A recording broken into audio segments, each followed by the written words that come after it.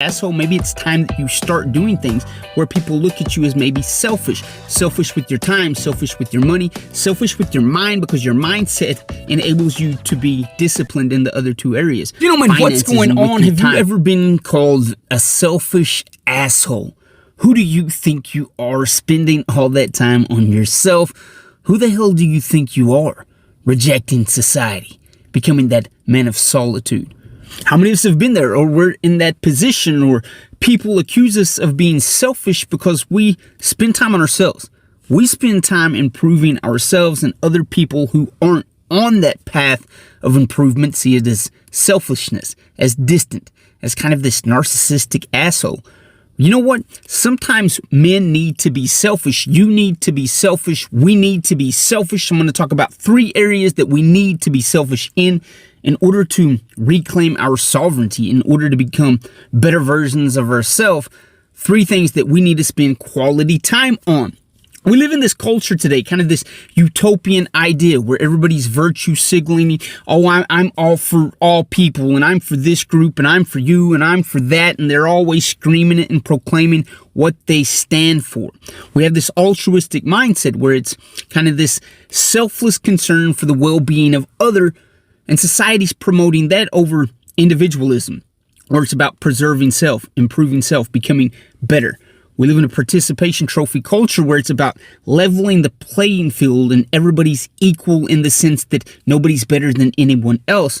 And we see that kind of stripping away the competitive nature of what it means to be man. And that's the theme of this channel, is to be a better damn man. So in order to become a better man, we can't be always concerned with the well-being of others and neglect self.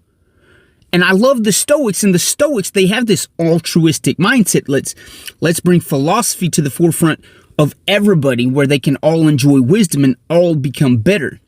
But the Stoics were selfish, and they had to spend time in solitude to begin to figure out what that wisdom actually was. They had to improve self in order to help guide and lead others to improvement. As men, if we want to be an example for society, we're going to have to start being selfish. I don't care what Nancy to the left says to you, what Karen to the right says to you. Many times it requires men of solitude to bring forth greatness. Think of all the great innovators, all the great inventions, any great book, any great wise philosophers spent time in solitude to figure out who they were, to wrestle with the hard questions of life.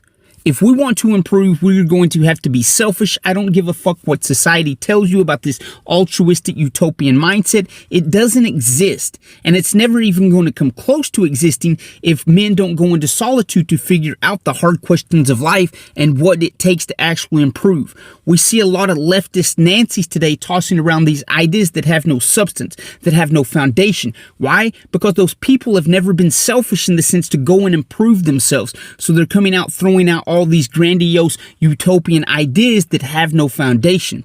If we want to improve, we got to get selfish. In order to be a better man, you're going to have to be selfish. 3 things. We're going to have to get selfish with our time. Time is a precious commodity. We can never earn that back. Today, you're never going to get it back. So what are you spending on today that'll give you a better tomorrow? And we lose sight of that. We think we're going to live forever, but we're not. Time. Be selfish with your time today. Be selfish with your time tomorrow. Be selfish with your time forever, because you're never going to get it back. Ignorance doesn't deserve your time. Things that are going to make you weaker doesn't deserve your time. Less than standards, less than people, they don't deserve your time unless they're inquiring about becoming better. Not everything, not every person deserves our time. Be selfish with your time, because you're never going to get it back. Second, we need to be selfish with our money. By that, I mean, don't be just buying useless things. Don't be wasting it. A man of substance has wealth. He has something to rely upon so that he's not dependent upon outside external sources for his finances. If we want to become independent, strong men, we have to be selfish with our money. Set it to the side, invest it wisely. We're not spending it and blowing it like it's growing on trees. Be smart with your money, be selfish with your money so that you can actually let it compound and grow for you. Third, we got to be selfish with what goes in here. We can't expect watching 10 hours of Netflix to fill us with useful knowledge. Keyword there, useful. A lot of us know a lot of shit, but it's exactly that. It's shit. We have to be selfish with what we allow inside of our thoughts. If it's not useful for us, if it doesn't provide any faculty or utility for us, then why are we letting it in there? That goes hand in hand with that time. We're wasting time on things and filling ourselves with stuff that's useless.